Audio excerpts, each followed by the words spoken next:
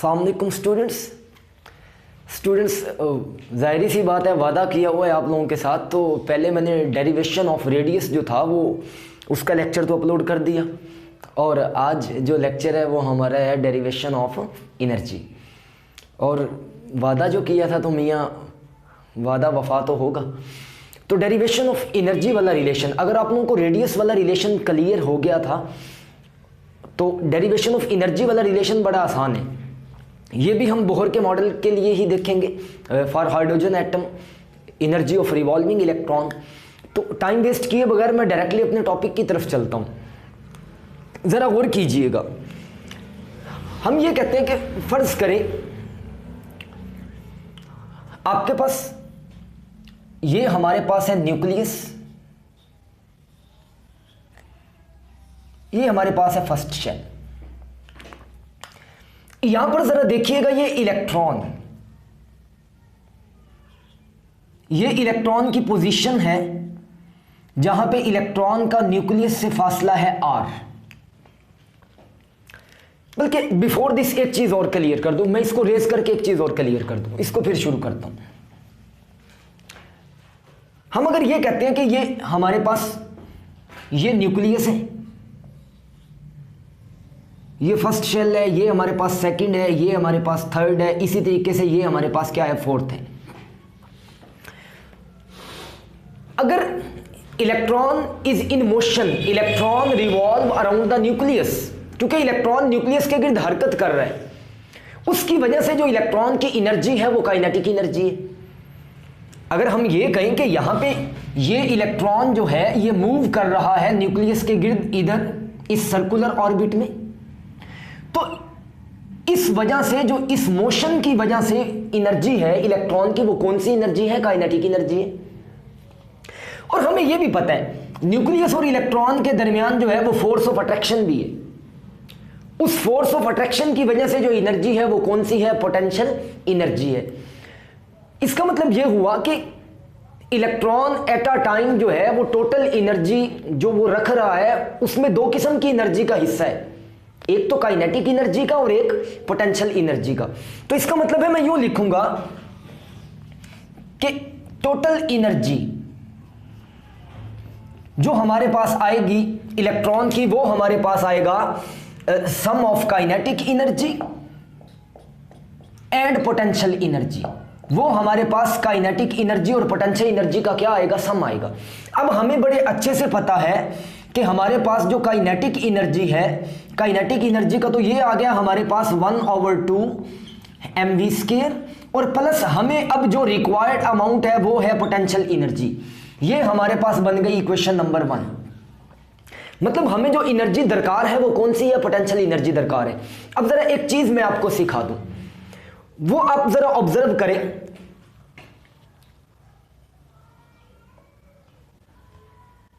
ये हमारे पास है kinetic energy plus potential energy, इसको हम कहते हैं इक्वेशन नंबर 1। अब अगर हम ये फर्ज कर लें कि ये न्यूक्लियस है, ये पहला शेल आ गया आपके पास। ये बात आपकी समझने वाली, जिस बच्चे को ये बात समझ में आ गई उसके लिए ये टॉपिक क्लियर हो जाएगा। ये आपके पास न्यूक्लियस है, यहां पे इलेक्ट्रॉन है। हम कहते हैं यहां से न्यूक्लियस का और इलेक्ट्रॉन का जो डिस्टेंस है वो r है। वो क्या है, r है, जाहिर सी बात है। अब एक चीज हम फर्ज करते हैं कि सपोज टू बी जो इलेक्ट्रॉन है वो न्यूक्लियस से इन्फिनिटी डिस्टेंस पे मौजूद है। इसको मैंने सिखाने के लिए ये लिखा है। अब मैं क्या कह रहा हूं कि जो इलेक्ट्रॉन है वो न्यूक्लियस से कहां मौजूद है, उस डिस्टेंस पे मौजूद है जिसको हम क्या कह रहे हैं कि इन्फिनिटी पे इलेक्ट्रॉन मौजूद है। कि if electron is at infinity from the nucleus, ये इलेक्ट्रॉन का न्यूक्लियस से फासला इन्फिनिटी है। और याद रखिएगा, हम ये इन्फिनिटी ये नहीं कह सकते, जैसे मैं यहां से कह दूं कि यार मियां चन्नू से लाहौर, हम कहते हैं बहुत ज्यादा फासला है, या हम कहते हैं कि कराची, हम कहते हैं बहुत ज्यादा फासला है। ये इन्फिनिटी में आ सकता है, लेकिन रीचेबल तो है ना, हम वहां जा तो सकते हैं, लेकिन हमें टाइम दरकार है। आप ये मत समझिएगा कि इलेक्ट्रॉन का न्यूक्लियस से फासला इन्फिनिटी है, जो कि बहुत ज्यादा है, ऐसा नहीं है। Because we know that the size of atom is very small, atom का साइज बड़ा छोटा है। हम यहाँ पे इन्फिनिटी डिस्टेंस, माइनर डिस्टेंस, मतलब 1 एंगस्ट्रम, एंगस्ट्रम से भी कम जो होता है उसको भी हम इन्फिनिटी मान सकते हैं। इसका मतलब यह है कि अगर इलेक्ट्रॉन न्यूक्लियस से इन्फिनिटी डिस्टेंस पे मौजूद है तो इसका मतलब है न्यूक्लियस की इलेक्ट्रॉन के साथ अट्रैक्शन नहीं है। तो इस केस में जब इलेक्ट्रॉन की न्यूक्लियस के साथ अट्रैक्शन नहीं है तो जो पोटेंशियल एनर्जी आएगी वो किसके बराबर आएगी? जीरो के बराबर आएगी। तो हम यहां पर कहेंगे the potential energy of electron is zero because electron have a no force of attraction with the nucleus. There is a no force of attraction between nucleus and electron. क्योंकि इलेक्ट्रॉन और न्यूक्लियस के दरमियान जो है वो attraction तो है नहीं। और पोटेंशियल एनर्जी कब होगी? जब अट्रैक्शन डेवलप होना शुरू होगी, जब चाहे वो मैटर है, आप दो मैटर को रख दें, दो मासेस को रख दें, उनमें भी एनर्जी आएगी। अब ये जो है ये दो चार्ज बॉडीज है और ये जो दो चार्ज बॉडीज के दरमियान अट्रैक्शन है इसे हम क्या कहेंगे? Electrostatic force of attraction. ये टू चार्ज बॉडीज के दरमियान है। तो ये हमारे पास कौन सी आएगी? इलेक्ट्रोस्टैटिक पोटेंशियल एनर्जी, ग्रेविटेशनल नहीं, वो चार्ज बॉडीज में नहीं होती।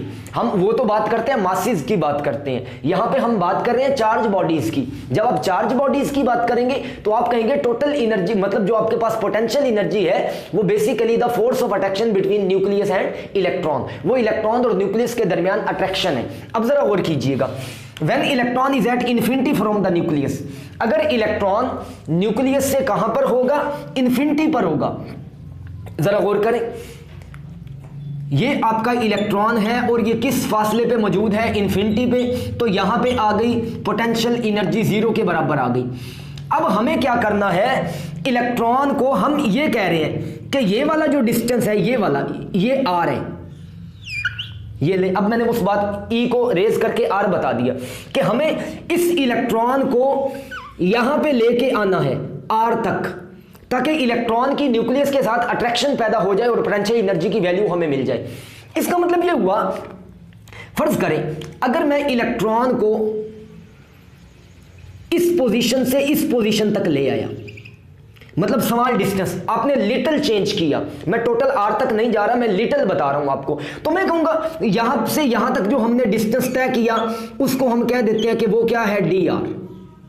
मतलब इलेक्ट्रॉन ने जो डिस्टेंस तय किया न्यूक्लियस के करीब आने के लिए, मतलब न्यूक्लियस ने इलेक्ट्रॉन को अट्रैक्ट किया है, इलेक्ट्रॉन खुद नहीं आ रहा है, बल्कि न्यूक्लियस उसको अपनी तरफ क्या कर रहा है? अट्रैक्ट कर रहा है। जब न्यूक्लियस इलेक्ट्रॉन को अपनी तरफ अट्रैक्ट करेगा तो इलेक्ट्रॉन न्यूक्लियस की तरफ जाएगा और वो इन्फिनिटी से कहां पे आना है? आर पे। ये बात याद रखिएगा। तो मैंने कहा ये जो लिटिल डिस्टेंस है ये डी आर है। अगर मैं और करीब ले आऊं तो मैं इसको भी क्या कहूंगा? मैं कहूंगा ये भी क्या है? डी आर है। इसका मतलब है आप जितनी ये जो लिटिल डिस्टेंस है इसको हम छोटे छोटे पाथ में डिवाइड कर लेते हैं, मतलब टोटल डिस्टेंस को हम कहेंगे यार ये जो डिस्टेंस है ये क्या है? डी आर है। अब अगर मैं चाहूं तो मैं इस टोटल को भी क्या कह सकता हूं? डी आर कह सकता हूं। ये कहना भी गलत नहीं होगा। मतलब हम कहते हैं इलेक्ट्रॉन को हम कहां लेके आए? इन्फिनिटी से आर पर। तो जो लिटिल डिस्टेंस इलेक्ट्रॉन ने तय किया है वो क्या तय किया है? डी आर तय किया है। वो चाहे आप ये कंसीडर कर लें और चाहे आप ये कंसीडर कर लें। अब इस केस में जो पोटेंशियल एनर्जी है वो जीरो नहीं होगी। पहले वाले केस में पोटेंशियल एनर्जी क्या थी? जीरो, जब इलेक्ट्रॉन कहां था? इन्फिनिटी पे। लेकिन अब इलेक्ट्रॉन और न्यूक्लियस में अट्रैक्शन पैदा हो गई है तो अब जो पोटेंशियल एनर्जी होगी वो जीरो नहीं होगी। और एक बात क्लियर कर दूं जो आपको सारी जिंदगी काम आने वाली है, जब भी टू चार्ज बॉडीज और अपोजिट चार्ज बॉडीज के दरमियान अट्रैक्शन होगी पोटेंशियल एनर्जी कम होगी और हमेशा नेगेटिव में आएगी। लेकिन याद रखिएगा पोटेंशियल एनर्जी दो चार्ज बॉडीज के दरमियान पॉजिटिव भी आ सकती है, लेकिन पुत्र कब आएगी? ये तब आएगी जब दो चार्ज बॉडीज ऐसे हों जिन पर चार्ज सेम हो, जैसे पॉजिटिव पॉजिटिव और नेगेटिव नेगेटिव। अगर टू पॉजिटिव पॉजिटिव करीब आएंगे तो फिर पोटेंशियल एनर्जी की वैल्यू में इंक्रीज होगा, दो नेगेटिव नेगेटिव करीब आएंगे तो तब भी पोटेंशियल एनर्जी की वैल्यू पॉजिटिव में आएगी। लेकिन जब two charge bodies, when two opposite charge bodies, one have a positive charge other have a negative charge, जब वो करीब आएंगे तो तब पोटेंशियल एनर्जी हमेशा नेगेटिव आएगी। ये बात आप याद रखेंगे कि सिमिलर चार्जेस में पोटेंशियल एनर्जी बढ़ती है, अपोजिट चार्जेस में पोटेंशियल एनर्जी हमेशा कम होती है। इसका मतलब ये हुआ आप इलेक्ट्रॉन को यहां से इंफिनिटी से लेके कहां आए हैं? आर पे। ये इन्फिनिटी से कहां आ गया? आर पे। और डिस्टेंस आपने कितना तय करवाया है? D R. डिस्टेंस आपने कितना तय करवाया है, dr। तो इसका मतलब ये हुआ, अब इसको मैं रेज कर रहा हूं क्योंकि मैं ये बात बता चुका हूं। तो अगर मैं लिखूंगा, क्योंकि जब ऐसा हो कि हमने दो पॉइंट्स का डिस्टेंस निकालना हो इन्फिनिटी से r तक, तो हम इंटीग्रेट करेंगे। हम क्या लिखेंगे, हमें पता है कि वर्क किसके इक्वल होता है, वर्क होता है फोर्स इंटू डिस्प्लेसमेंट। वर्क क्या होता है हमारे पास, force into displacement is called work. अब जो फोर्स है उसकी वैल्यू तो हमें पता है, जो कि क्या था, ZD² over 4 pi epsilon not r², और जो डिस्टेंस इसने तय किया है वो क्या तय किया है, dr। ये तो फोर्स है जो न्यूक्लियस इलेक्ट्रॉन पे लगा रहा है उसको अपने करीब लाने के लिए। ये रिलेशन मैं रेडियस में बता चुका। अब मैं ये फिगर रेज कर रहा हूं और मैं सिंपल आपको अब डेरिवेशन करके बताता हूं। तो ये लें जी, उम्मीद है आप लोगों को ये पॉइंट बड़े अच्छे से क्लियर हुआ होगा कि पॉजिटिव कब आती है, नेगेटिव कब आती है, और इलेक्ट्रॉन और न्यूक्लियस के दरमियान जो है वो पोटेंशियल एनर्जी डेवलप कैसे होती है। इसका मतलब ये हुआ, अब हम लिखेंगे कि जो हमारे पास वर्क है वो किसके बराबर है, force into displacement is called work. अब चूंकि वर्क की हम बात कर रहे हैं तो हमारे पास, हम इसको कहां से कहां तक इंटीग्रेट करेंगे, जहां से हमने शुरू किया था और जहां पे लेके आए। हमने उसको लेके कहां से आए, इन्फिनिटी से, और लेके कहां पे आए, आर पे लेके आए हैं। और इसका मतलब है ये आपके पास क्या है, एफ इंटू डी। तो ये किसके बराबर आएगा, इन्फिनिटी टू आर, और एफ की वैल्यू क्या है हमारे पास, ZD² over 4 pi epsilon not r², और जो इलेक्ट्रॉन ने न्यूक्लियस तक आने में फासला तय किया है वो क्या है, dr है। तो अब सिंपल हमारे पास रिलेशन ये बन गया, इन्फिनिटी टू r पे हम ले आए इसको, इन्फिनिटी टू r, और ये हमारे पास क्या बन गया, ZD² over 4 pi epsilon not. अगर ऐसा हो कि मैं dr के बटे में r के स्क्वायर को क्या कर दूं, अलहदा कर दूं, तो ये गलत नहीं होगा, ये ठीक है। तो अब मैं इसको ऐसे नहीं लिख सकता कि मैं ZD², ये कांस्टेंट फैक्टर है, इसकी वैल्यू हमें पता है, ZD² over 4 pi epsilon not, और मैं इसको यहां से इंटीग्रेट कर दूं इन्फिनिटी टू r, और ये आपके पास क्या आ गया, dr ओवर r का स्क्वायर। बेटे ये स्टेप दोबारा देखें, मैंने जस्ट r के स्क्वायर को dr के बटे में ले गया। अब मैंने इन्फिनिटी किसके साथ कर दी है, dr ओवर r के स्क्वायर के साथ। अब जरा और कीजिएगा, आपके पास रिलेशन क्या बन रहा है। मैं इसको अब ऐसे लिखता हूं कि मेरे पास ये बन गया ZD²,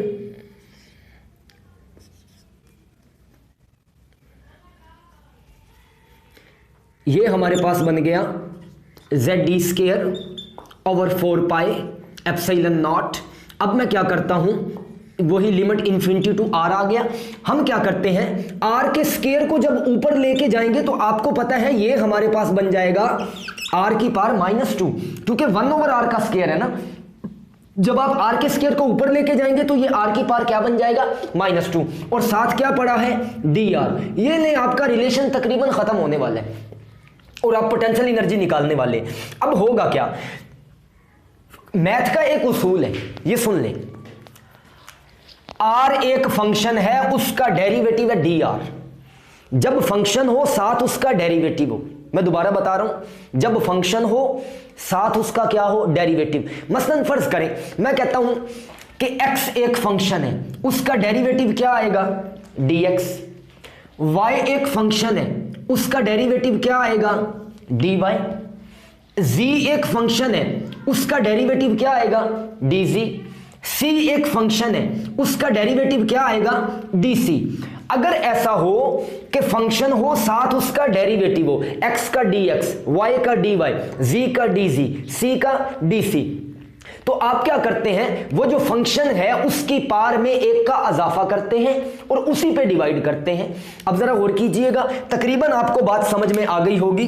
तो अब आप लोग क्या लिखेंगे, आप लोग इसको ऐसे लिखेंगे कि ये हमारे पास बन गया ZE का square over 4 pi epsilon not.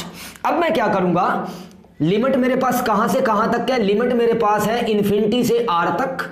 Integration का साइन भी खत्म हो गया और इंटीग्रेशन की वैल्यू रह गई बस हमारे पास, और डेरिवेटिव का साइन भी क्या हो गया, खत्म। ये मत समझिएगा कि हमने d को इससे इन्फिनिटी से कैंसिल, ये डेरिवेटिव को हमने इंटीग्रेशन से कैंसिल किया, ऐसा कोई कंसेप्ट नहीं है। ये बाज़ बच्चे कंफ्यूज हैं इसमें। जस्ट ये आपने मैथ का उसूल याद रखना है, फंक्शन है साथ उसका डेरिवेटिव है, तो हम क्या करेंगे, इस फंक्शन की जो पावर है उसमें एक जमा करेंगे और उसी पे हम इसको क्या कर देंगे, डिवाइड कर देंगे। आप फंक्शन की पावर में एक का इजाफा करें, उसी पे इसको डिवाइड कर दें। तो अब जरा नेक्स्ट रिलेशन देख लें आप लोग, आपके पास क्या बनने वाला है। इसको अब मैं रेज कर देता हूं क्योंकि ये आप लोगों ने बात सीख ली। चलें जी, जरा गौर करें आप लोग अब। हाँ जी, आपके पास क्या बन रहा है, आपके पास बन गया ZD square over 4 pi epsilon not infinity से R। अब देखिएगा मियां, जब -2 में से एक को आप प्लस का ऐड करेंगे तो आपके पास जवाब बनेगा -1 और नीचे भी आपके पास क्या बना, -1। अब हम इसको सॉल्व करते हैं। इसको कैसे सॉल्व करते हैं, ये हमारे पास आ गया ZD का स्क्वायर और ओवर हमारे पास क्या आ गया 4 पाई एप्सिलॉन नॉट। और हम ये माइनस को मैं बाहर ले आता हूं, इस रिलेशन को मैं दोबारा लिखता हूं। मैं इस माइनस को बाहर ले आया, जरा गौर कीजिएगा, समझिएगा इस बात को। आपके पास ये जो माइनस था ये बाहर आया तो ये आपके पास बन गया -ZD square over 4 pi epsilon not और ये हमारे पास बचा R की -1। और आपको पता है R की -1 को मैं लिख सकता हूं 1/R और लिमिट क्या है, इन्फिनिटी से R। ये दोबारा देख लें, ये माइनस था, जाहिर सी बात है बाहर चला गया तो ये वैल्यू माइनस में हो गई। और ये जो R की -1 था इसको मैं जब बटे में लेके आया तो ये क्या बन गया 1/R, तो वो माइनस की बजाय प्लस में आ गया। अब जाहिर सी बात है सबसे पहले हम अपर लिमिट पुट करते हैं और बाद में हम लोअर लिमिट पुट करते हैं। तो अब हमारे पास देखिएगा क्या बनता है रिलेशन,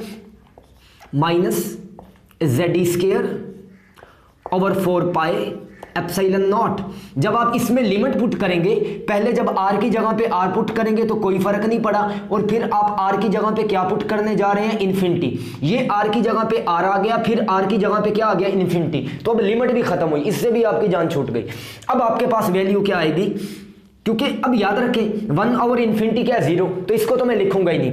ऊपर समथिंग है, नीचे इन्फिनिटी है। अगर ऊपर कोई वैल्यू हो, नीचे इन्फिनिटी हो, तो जवाब हमेशा 0 होता है। ये मैथ का उसूल है। तो अब आपके पास क्या बन गया, -ZD square over 4 pi epsilon not और साथ ही मैंने क्या लिख दिया, R।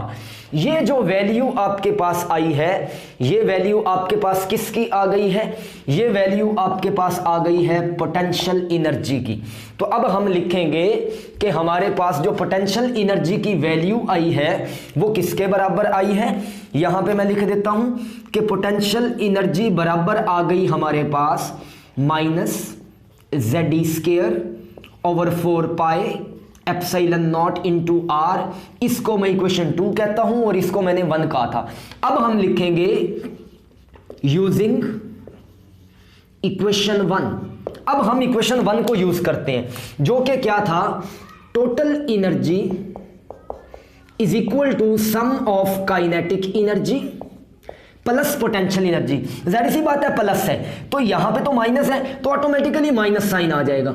-ZD स्क्वायर ओवर 4 पाई एप्सिलॉन नॉट इंटू आपके पास क्या आ गया मियां, R आ गया। लेकिन अब जाहिर सी बात है, अब हम क्या करते हैं, mv स्क्वायर की वैल्यू पुट करते हैं, जैसे हमने ये पीछे रेडियस वाले में निकाली थी। तो मैं ये तो डायरेक्टली लिख देता हूं। अब आपके पास आ गया टोटल एनर्जी बराबर किसके आ गया, 1/2। अब इस मोहतरम की वैल्यू क्या है mv स्क्वायर की, ZD square over 4 pi epsilon not R, same value है। और यहां पर क्या आ गया, -ZD स्क्वायर ओवर 4 पाई एप्सिलॉन नॉट इंटू R। ये भी आपके पास सेम आ गया। अब ये 2 जाहिर सी बात है इसके साथ क्या होगा, मल्टीप्लाई होगा। जब 2 इसको बल्कि ऐसे कर दें, क्योंकि उधर नहीं मल्टीप्लाई हो रहा बल्कि इधर हो रहा है। तो अब आपके पास देखिएगा टोटल रिलेशन किसके बराबर आएगा, आपके पास आ गया टोटल एनर्जी E टोटल किसके बराबर आ गया, ZD स्क्वायर ओवर 8 पाई। देखें बेटे इस बात को, 2 को 4 से मल्टीप्लाई करें तो क्या बना, 8 pi epsilon naught into R, और ये बना -ZD स्क्वायर ओवर 4 पाई एप्सिलॉन नॉट इंटू R। अब आपके पास एनर्जी टोटल किसके बराबर आई, आप एलसीएम लेंगे तो एलसीएम में नीचे तो आपके पास आ गया 8 pi epsilon naught into r. तो जब आप इसको इस पे मल्टीप्लाई करेंगे तो आपके पास आंसर क्या आएगा, जेड स्क्वायर, और यहां पे आपके पास क्या बन जाएगा, -2z स्क्वायर। ऐसा ही आएगा ना, देख ले गौर से। और आपके पास क्या आ गया, 8 pi epsilon naught into r. तो अब ई की वैल्यू आपके पास क्या आ गई, -z square over 8 pi epsilon naught into r. ये आपके पास ई की वैल्यू आ गई। अब हम क्या करते हैं, आर की वैल्यू पुट करते हैं। याद होगा आप लोगों को, ये मैंने आप लोगों को लिख के दिया था कि आर की वैल्यू क्या है। आर की वैल्यू हमारे पास थी epsilon naught n square h square over pi m z d का स्क्वायर, क्योंकि आर की वैल्यू हम पहले निकाल चुके थे। अब मैं इसको मैं वैसे भी नाम दे देता हूं इक्वेशन नंबर 3 का, ताकि आप लोगों को क्लियर रहे।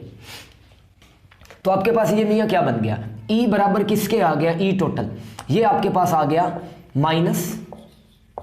-z square over 8 pi epsilon naught into r की वैल्यू पुट करने जा रहे हैं, जो कि क्या है, एप्सिलॉन नॉट एन का स्क्वायर एच का square over pi m z d का स्क्वायर। अब देखिएगा ये वैल्यू उलट भी तो होनी है, क्योंकि एक के बटे में पड़ी है। तो अब आपके पास ई की वैल्यू किसके बराबर आएगी, ई की वैल्यू आपके पास आ जाएगी, ये जब ऊपर जाएगा तो ये आपके पास बनेगा -z स्क्वायर ई की 4, इसको हम पाई को पाई से कैंसिल कर देते, जान छुड़वाते हैं, -z स्क्वायर ई 4 और ऊपर गया m और बटे में क्या बचा 8। एप्सिलॉन नॉट से मल्टीप्लाई होगा तो एप्सिलॉन नॉट का क्या बनेगा, स्क्वायर, और साथ क्या बना h का स्क्वायर, और साथ क्या बना n का भी स्क्वायर। अब इसको हम कहते हैं इक्वेशन नंबर 4। अब जरा मैं आपको समझा दूं, हमें पता है हाइड्रोजन के लिए जो z की वैल्यू है वो क्या है, 1 है। इसको तो 4 में पुट करेंगे तो ये तो खत्म हो गया। अब मैं इसको लिखता हूं एनर्जी टोटल एनर्जी। अब आप बेशक इसके साथ n लिख लें, टोटल एनर्जी ना, तो किसके बराबर आ गया, मतलब energy of nth orbit. nth पहला हो सकता है, दूसरा हो सकता है, तीसरा हो सकता है, चौथा कोई भी ऑर्बिट हो सकता है। तो अब आपके पास वैल्यू क्या बनेगी, ये बना -E4 m over 8 epsilon not square h square into 1 over n का स्क्वायर मैंने वैसे ही अलहदा कर दिया, क्योंकि मुझे कुछ बताना है यहां पे। अब इसकी जो टोटल वैल्यू होती है वो हमारे पास होती है En बराबर 2.18। 178 भी है, 18 भी है, आप चाहे 178 लिख लें चाहे 18 लिख लें, गलत नहीं है। तो क्योंकि माइनस का साइन पहले ही है, और 10 की पावर है -18 इंटू 1 ओवर n का स्क्वायर, और ये वैल्यू किस में आएगी, जाउल में। ये वैल्यू किस में आएगी, जाउल में। अब हमें पता है एनर्जी इज, जाहिर सी बात है इलेक्ट्रॉन की एनर्जी हम किस में फाइंड करते हैं, जाउल पर एटम या किलो जाउल पर मोल में। तो उसके लिए मैं क्या करूंगा, इस वैल्यू को -2.18 10⁻⁻18 को मल्टीप्लाई कर दूंगा एवोगैड्रोज नंबर के साथ, और इसको मैं डिवाइड कर दूंगा 1000 पे। तो तब आपके पास जो E की वैल्यू आएगी, और इंटू 1 ओवर n का स्क्वायर, मोहतरम वैसे का वैसे है, ये ध्यान में रख ले। आपने क्या किया, क्योंकि आपको तो जाउल पर एटम किलो जाउल पर मोल में चाहिए, तो आप इसको एवोगैड्रोज नंबर से मल्टीप्लाई कर दें और इसको 1000 पे क्या कर दें, डिवाइड कर दें। तो अब आपके पास जो एनर्जी की वैल्यू आएगी वो आएगी -13.31 ओवर n का square kilo joule per mole. ये था आपका relation to calculate the energy of revolving electron. अब जाहिर सी बात है आप E1 भी फाइंड करेंगे, E2 भी फाइंड करेंगे, E3 भी फाइंड करेंगे, E4 भी फाइंड करेंगे, और बाद में आप इनका डिफरेंस निकालेंगे। ये मैं सिर्फ आपको हिंट दे रहा हूं, क्योंकि व्हाइट बोर्ड पे अब जगह नहीं बची, ये मैंने ज़रा दोबारा क्लियर करना है, तो इसलिए मैं यहाँ पे बता देता हूँ। तमाम बच्चे इसको ज़रा गौर से देख लें। पहले आप क्या निकाल लें, E1 निकाल लें, फिर आप E2 निकाल लें, फिर आप E3 निकाल लें, E4 निकाल लें, हत्ता कि आप E इन्फिनिटी भी निकाल लें बिल्कुल। फिर आप निकालेंगे E2 माइनस E1 और आप देखेंगे इसकी वैल्यू ज़्यादा होगी किससे, E3 माइनस E2 से, उसकी वैल्यू ज़्यादा होगी। इसका मतलब है एनर्जी की वैल्यू आगे कम होती जा रही है। क्यों कम होती जा रही है? क्योंकि रेडियस बढ़ता जा रहा है। जब रेडियस बढ़ेगा इलेक्ट्रॉन न्यूक्लियस से दूर चला जाएगा तो इलेक्ट्रॉन को निकालना आसान हो जाएगा। समझ लग गई? इसीलिए रेडियस तो बढ़ता है लेकिन एनर्जी का फर्क क्या आएगा? कम आएगा। ये बात ज़हन में रख लें। Because with the increase in size, when electron move away from the nucleus, with the addition of extra shells, electron move away from the nucleus, hence removal of electron become easy. पहले orbit में जो electron मौजूद है उसको निकालना तो मुश्किल है, दूसरे को निकालना थोड़ा आसान है, तीसरे को निकालना और आसान, चौथे को निकालना और आसान। जैसे जैसे इलेक्ट्रॉन न्यूक्लियस से दूर जाता जाएगा उसको निकालना आसान हो जाएगा। विद इन 1 मिनट में रिवाइज करवा दूं। हमने कहा था derivation of energy of revolving electron.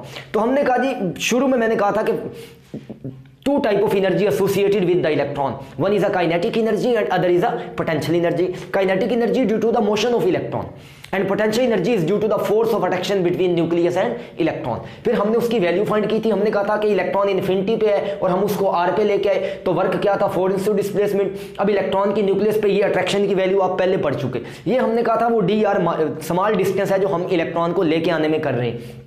ये न्यूक्लियस इलेक्ट्रॉन को पुल करके अपने तरफ लाने में कर रहा है। फिर आपने इंटीग्रेट किया इन्फिनिटी से r। तो मैंने यहाँ पर एक बड़ी इंपॉर्टेंट बात बताई कि हम r के स्क्वायर को dr के बटे में ले आए। अब हमने कहा था कि हम r को ऊपर ले जाएंगे तो r की -2 इंटू डी आर। बड़ी अच्छी बात बताई।